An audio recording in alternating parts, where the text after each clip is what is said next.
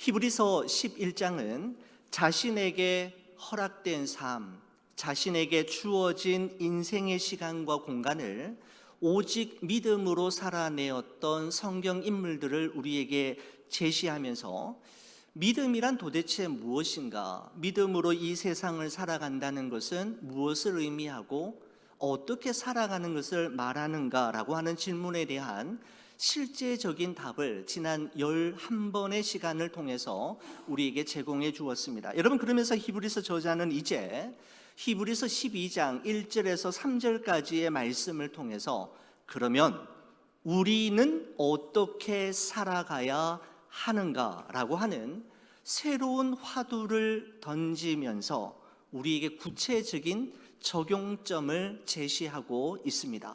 히브리서 12장은 1절에 다음과 같은 말씀으로 시작이 됩니다.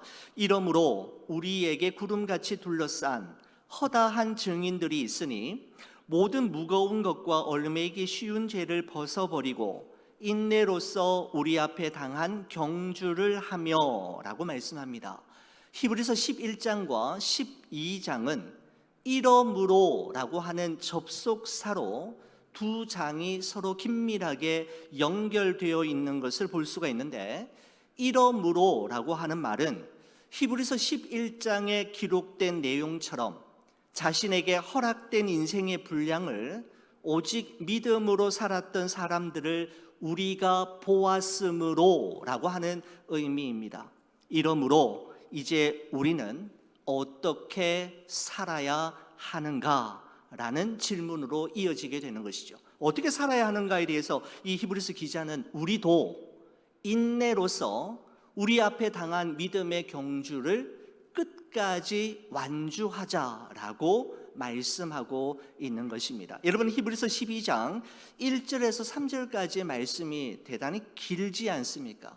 많은 단어들로 구성이 되어 있는데 헬라어 성경 원문에 보면은 하나의 문장입니다.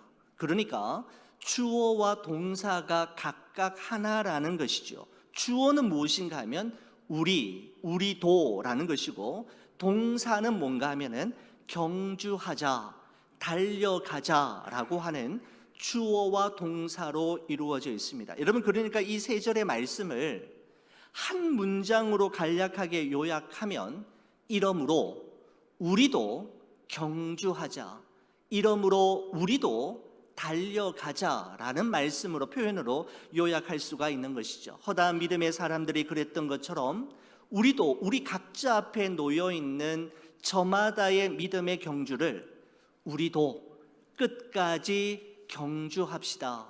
우리도 끝까지 완주하여 달려갑시다 라는 말씀이 바로 오늘의 이 말씀입니다.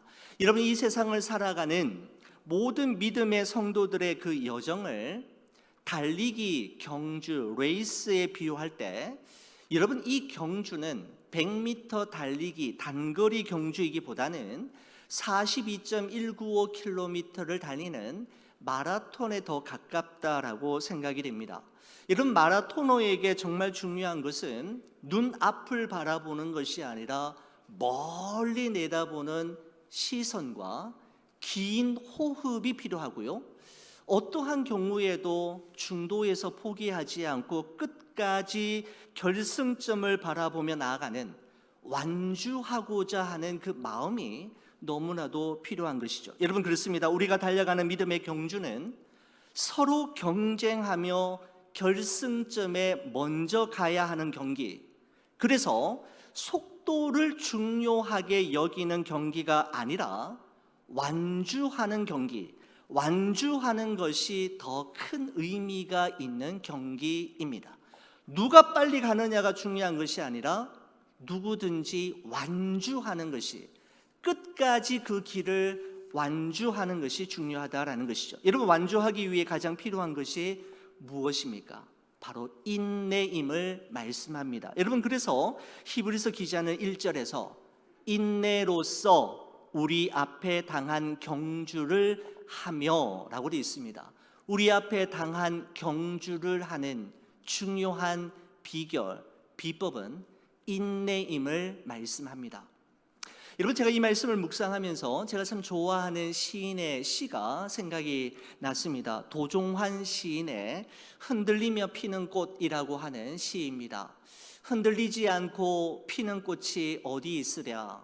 이 세상 그 어떤 아름다운 꽃들도 다 흔들리면서 피었나니, 흔들리면서 줄기를 곧게 세웠나니, 흔들리지 않고 가는 사랑이 어디 있으랴. 젖지 않고 피는 꽃이 어디 있으랴. 이 세상 그 어떤 빛나는 꽃들도 다 젖으며 피었나니, 바람과 비에 젖으며 꽃잎 따뜻하게 피웠나니, 젖지 않고 가는 삶이 어디 있으랴라고 하는 시인데, 제가 참 좋아하는 시들 중에 하나입니다. 여러분, 다른 사람들은 참 쉽게 사는 것 같고 정말 편안하게 사는 것 같습니다. 다른 사람은 기도해도 하나님이 즉각 응답해 주시는 것 같고 응답 받으며 사는 것 같은데, 왜 내가 하는 일은 제대로 되는 일들이 잘 없어 보이고 날마다 염려와 걱정이 차곡차곡 쌓여가는지, 그리고 내가 드리는 기도에 대해서는 왜 이렇게도 하나님께서 오랫동안 지연하시고 지체하시는지, 듣고는 계시는지 고개가 갸우뚱되어지는 적이 한두 번도 아니라는 것이죠. 마치 꽃이 바람에 흔들리고 나뭇잎이 쏟아지는 비에 젖듯이 우리의 마음도 한없이 흔들리고 젖으며 약해질 때가 많지 않느냐라는 것입니다. 언제까지 참아야 하고 얼마나 더 기다려야 하나님의 응답은 주어진단 말입니까?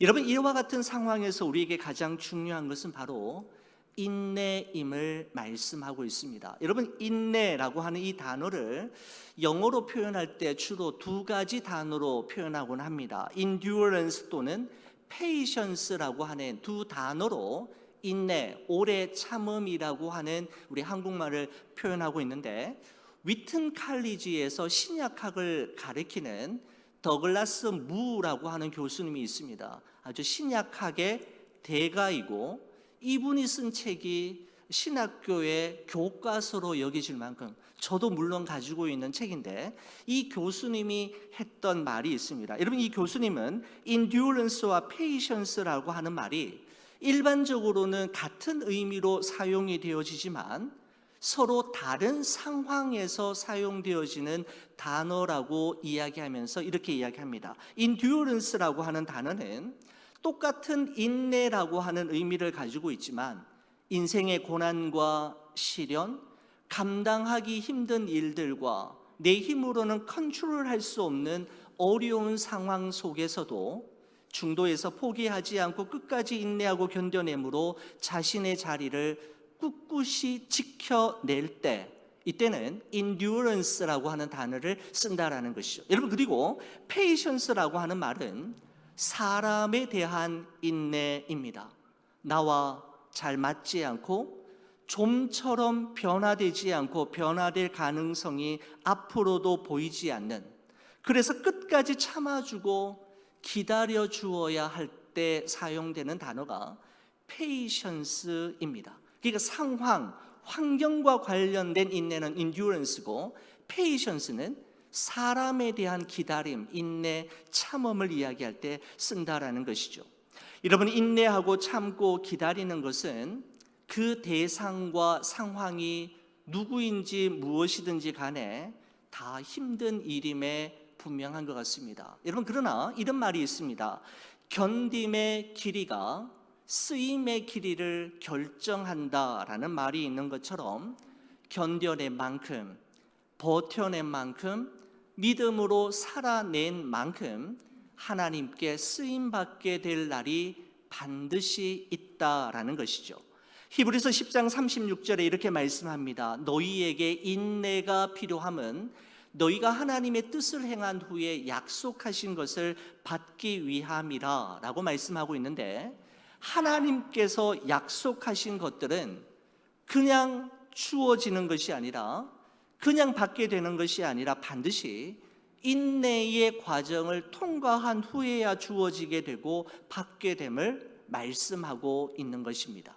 하나님께서 약속하신 것, 하나님께 기도한 것을 받기 위해 우리에게 필요한 것은 바로 인내하며 기다리는 것임을 히브리서 저자는 말씀하고 있는 것이죠. 사랑하는 우리 교회 여러분, 우리 각자에게 주어진 믿음의 경주를 할 때 어떤 시련이 와도 두려워하거나 낙심하여 중도에서 포기하지 말고 인내로서 끝까지 완주할 수 있기를 간절히 축원을 드립니다.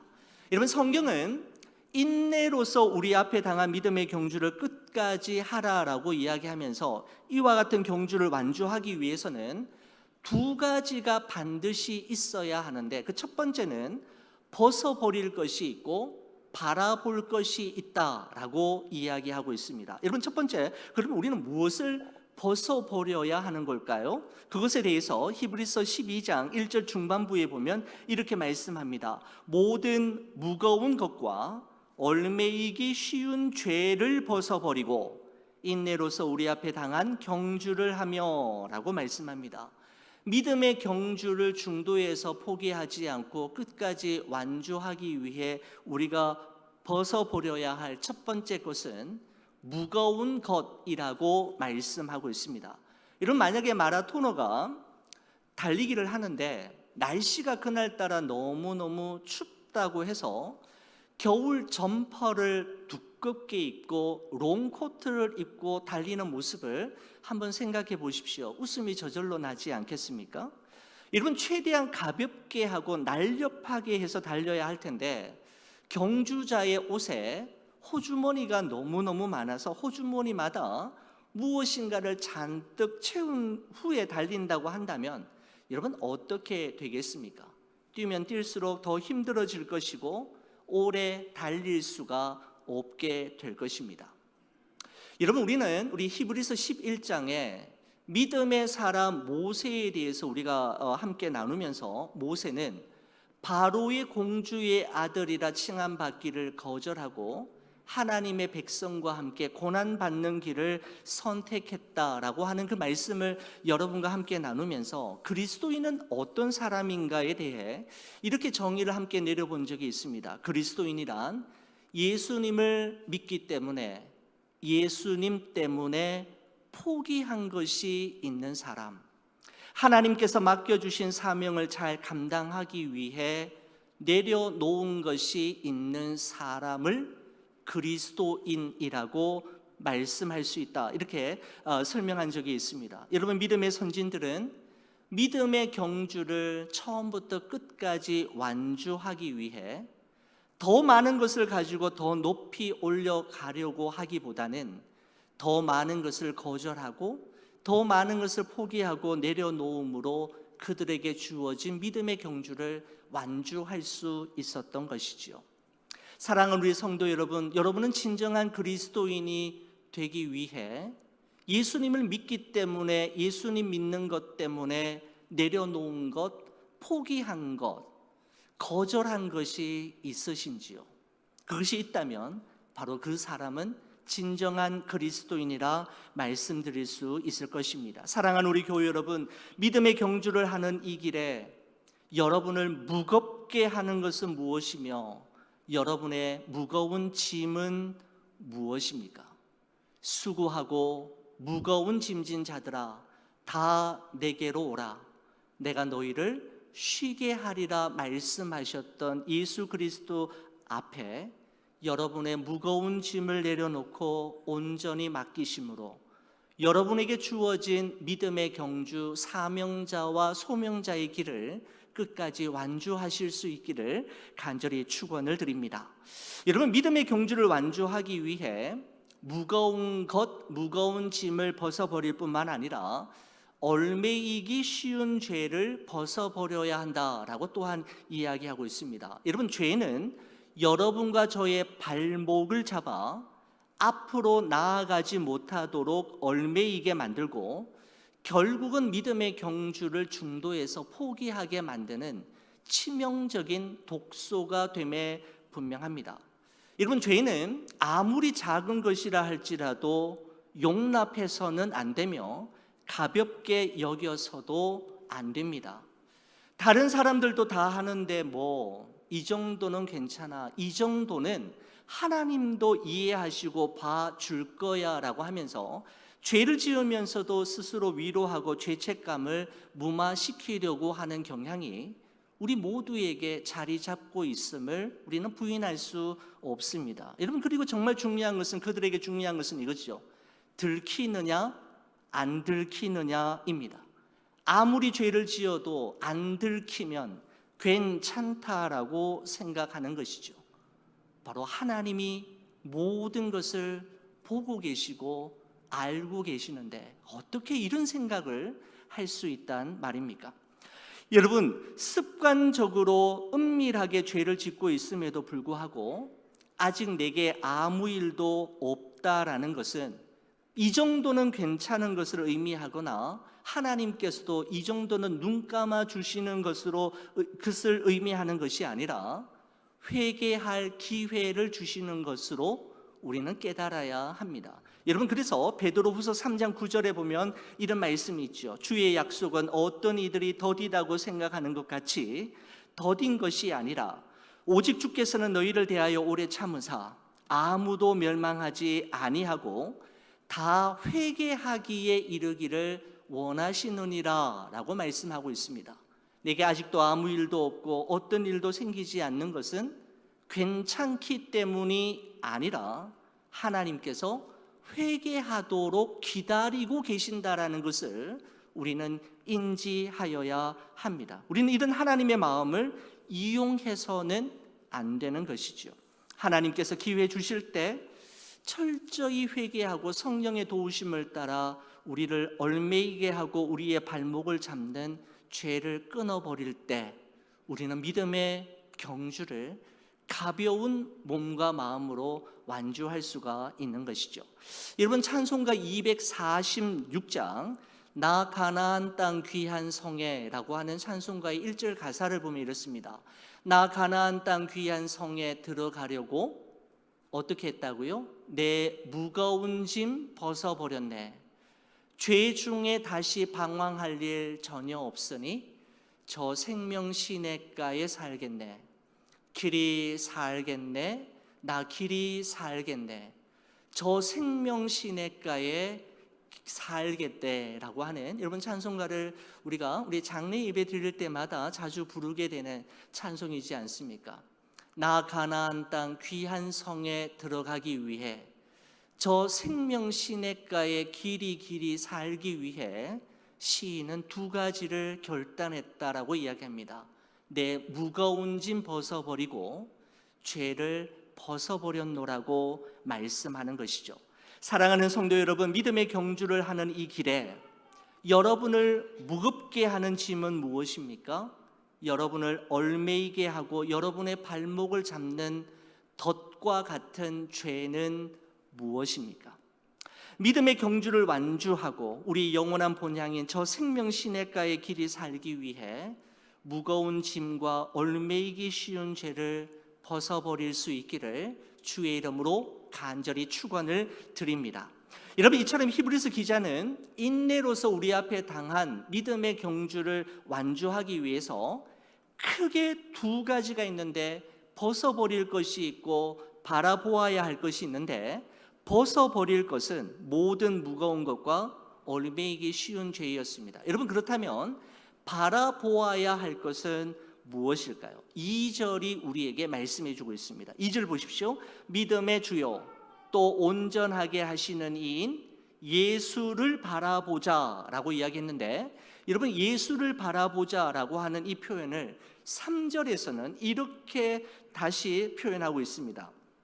3절을 보시면 너희가 피곤하여 낙심하지 않기 위하여 죄인들이 이같이 자기에게 거역한 일을 참으신 일을 생각하라 라고 이야기하면서 2절에서는 예수를 바라보라 라고 했는데 3절에서는 예수를 생각하라 라고 말씀하고 있습니다. 같은 의미인 것이죠. 믿음의 경주를 완주하고 피니시 라인에 이를 때까지 항상 주목하고 바라보아야 할 분, 항상 생각해야 할 마지막 최후의 한 분이 있음을 우리에게 말씀하는데 바로 그분은 예수 그리스도이심을, 그분을 바라보아야 믿음의 경주를 끝까지 완주할 수 있노라고 말씀하고 있는 것입니다. 여러분, 히브리서 기자는 지금 우리를 둘러싼, 구름같이 둘러싼 허다한 믿음의 증인들을 우리에게 소개한 후에 지금부터 너희는 그들을 본받고 그들을 닮아가고 그들을 주목하고 바라볼 것이 아니라, 그들의 삶을 항상 생각할 것이 아니라, 그들을 설명한 이후에 그들이 그와 같은 믿음의 길을 완주할 수 있게 하신 예수 그리스도를 바라보고 예수 그리스도를 생각하라라고 말씀하고 있는 것입니다. 다시 말씀드리면, 사람 바라보지 말고 예수님 바라보라라는 것이죠. 사람 바라보면 반드시 실망하게 될 것이고 넘어지게 될 것임을 히브리서 기자는 너무나도 잘 알고 있었기 때문입니다.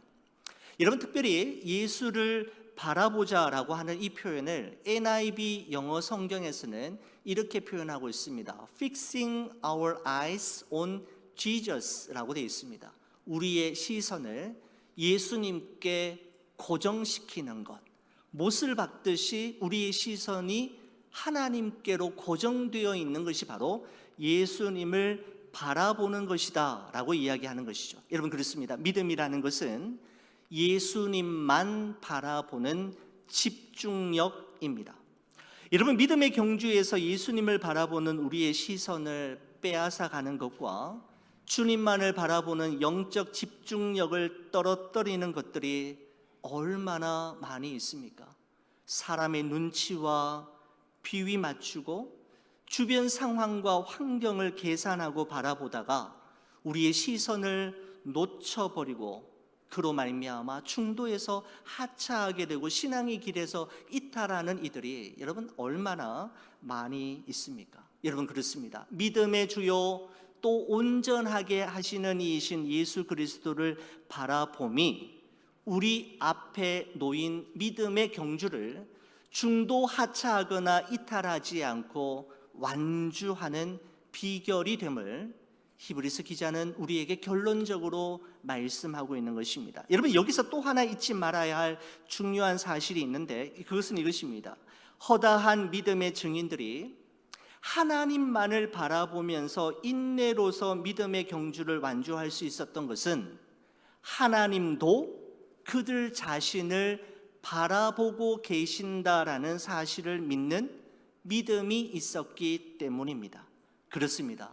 우리만 주님을 바라보는 것이 아니라 주님을 바라보는 우리를 주님도 바라보고 계신다라고 하는 믿음이 바로 그들에게 주어진 인생의 경주를 완주하게 만드는 중요한 비법이 되었다라는 것이죠.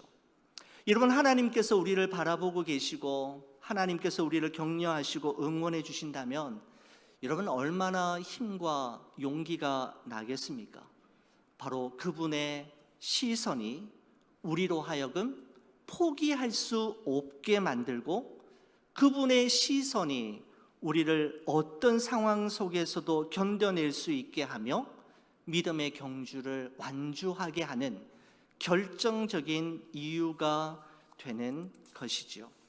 사랑하는 우리 교우 여러분, 허다한 믿음의 증인들이 하나님을 바라봄으로 그들 앞에 놓인 고난과 수모를 참고 또한 자신을 바라보시는 하나님의 시선을 늘 의식함으로 견뎌내고 버텼던 것처럼 여러분과 저 또한 예수님을 바라보는 믿음과 그리고 예수님만 바라보는 우리를 또한 잠잠히 바라보고 계시는 예수님을, 그 시선을 늘 의식하는 믿음으로 순례자의 길을 끝까지 완주하는, 믿음으로 완주하는 여러분과 제가 되기를 간절히 소원합니다. 여러분, 이 믿음으로 걷다 시리즈 우리 마지막을 이렇게 이제 마무리하면서 여러분과 함께 나누고 싶은 동영상 하나를 준비했는데 제가 너무너무 좋아하는 동영상입니다. 우리 한번 같이 보시고 제가 마무리 짓도록 하겠습니다. 나 지금은 땅을 버타며 살지라도 내 영혼 저 하늘을 디디며 사네. 내 주님 계신 눈물 없는 곳, 저 하늘에 숨겨둔 내 소망이 있네. 고픈 얼굴들 그리운 이름들 많이 생각나. 때론 가슴 터지도록 기다려지는 내 아버지 어른품 날 맞으시는 저 하늘에 쌓둔 내 소망이네. 주님 그 나라에 이를 때까지 순례의 걸음 멈추지 않으면 어떤 시련이 와도 나 두렵지 않네. 주와 함께 걷는 이 길에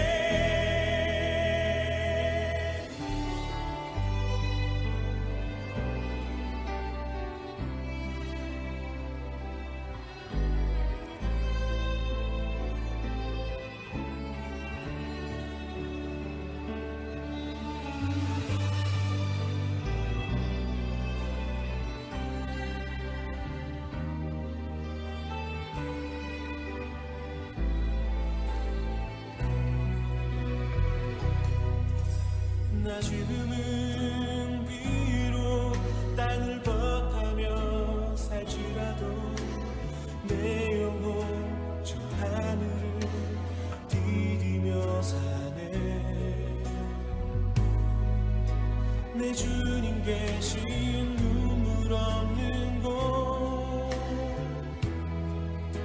저 하늘에 숨겨둔 내 소망이네. 보고픈 얼굴들 이름들 나 많이 생각나. 가슴 터지도록 기다려지고 내 아버지 너른 품 날 맞으시는 저 하늘에 쌓은 내 소망이네.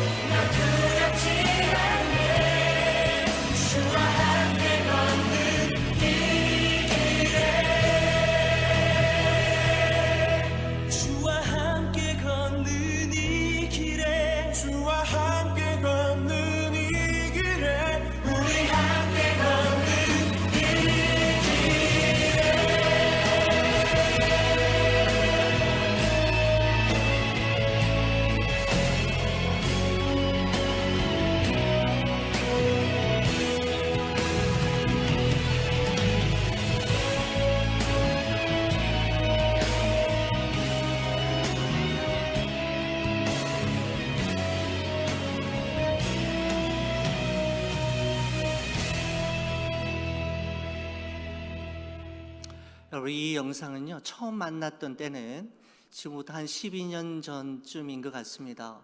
어머니가 새벽 기도 가시다가 갑작스러운 교통사고로 인해서 이 세상을 떠나셨을 때 너무너무 힘들었습니다. 뭘 어떻게 해야 할지 하나님을 어떻게 대면해야 할지 대단히 혼란스러워하고 있을 때, 그때 즈음해서 이 영상이 어떤 경로를 통해서 저에게 주어졌는데, 지금까지 한 100번 더 본 것 같아요.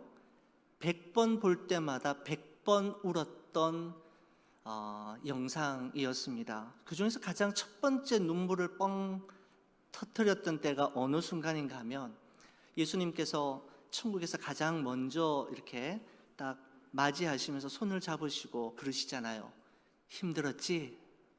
수고했다. 그러시는데, 제가 거기서 첫 번째 울었습니다. 그 다음에 예수님께서 무릎을 꿇으시고 수고한 인생 순례자의 길을 걷느라 지치고 피곤한 그 발을 손수 씻어주시고 입을 맞추시는 장면에서 제가 완전히 그냥 이렇게 많이 울었던 기억이 납니다. 제가 어제 이 영상을 한 10번도 더 본 것 같아요. 어제 하루만 10번 볼 때마다 10번 다 울었던 거 있죠.